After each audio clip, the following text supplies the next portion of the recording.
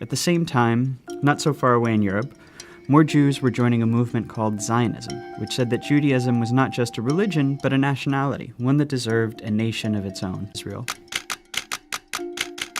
The fighting overwhelmingly kills Palestinians, including lots of civilians. In Israel itself, most people have become apathetic. For the most part, Can't upsetting your Lord and Master. Farrakhan saying some ugly things to your master.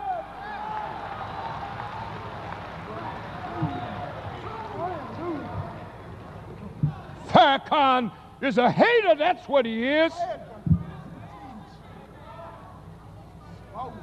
Who is Elie Wiesel? Who is he? Who is Elie Wiesel?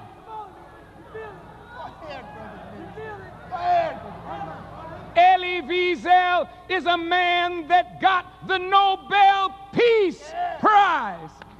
A Jewish man who was hurt by the evil of the Holocaust. And Elie Wiesel wrote in his book, Appointment with Hate, and I'm quoting Mr. Wiesel. Not Louis Farrakhan, Mr. Wiesel. Members of the press, take it down, my dear.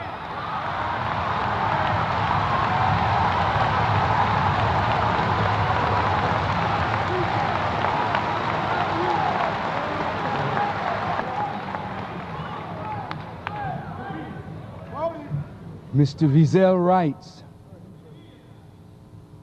there is a time to love and a time to hate.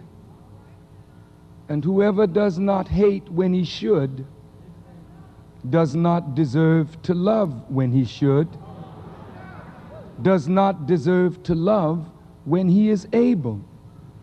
Perhaps, this is Mr. Wiesel talking, had we learned to hate more during the years of ordeal, fate itself would have taken fright.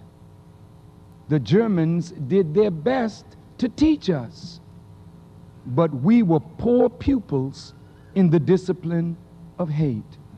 Yet today, even having been deserted by my hate during that fleeting visit to Germany, I cry out with all my heart against silence.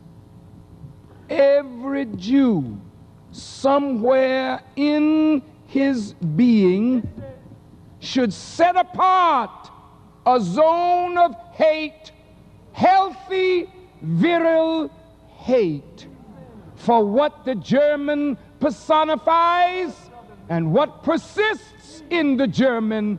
To do otherwise would be a betrayal of the dead. I shall not return to Germany soon again.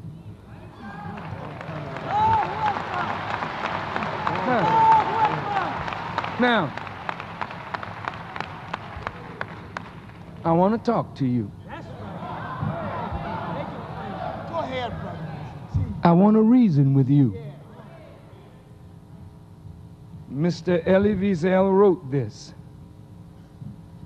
Nobody condemns him. He's all right. He can visit any Christian church, though he does not believe in Jesus. He's welcome. He writes this. He's welcome. He spoke from his heart. He's welcome. He said every Jew should set apart a zone in his heart for hate.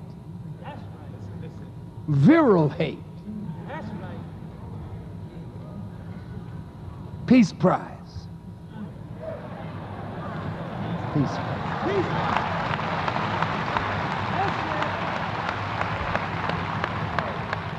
I went and I saw Schindler's List. I sat there for nearly 3 hours. I'm sorry that I had to leave the film because, no. I didn't leave because I wanted to. I had an appointment and I really didn't know the film was that long. Otherwise, I would have stayed to have seen the conclusion. Jews, if they suffered this, that was pretty rough. I heard women in the theater crying.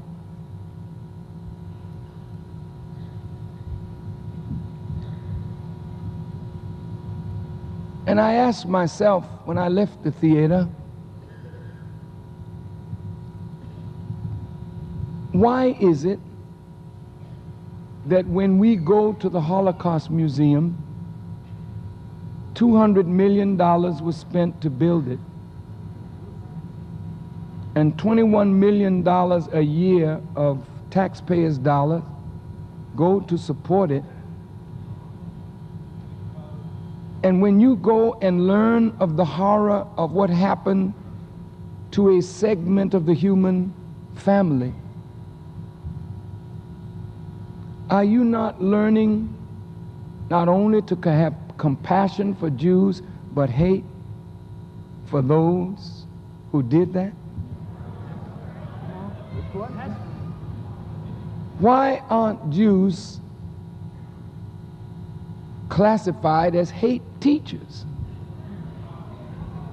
for reminding young Jews and Gentiles and the human family of what happened to them? Why don't you accuse them of spreading the seeds of hatred? You don't do that. That's right. Not one of you members of the press have ever written one story accusing Jews for spreading the seeds of hatred against Germans who are born today, who have nothing to do with what Hitler did to Jews 40 years ago. Come on, I want to reason with you. Now this is the part of the lecture that might make some upset. But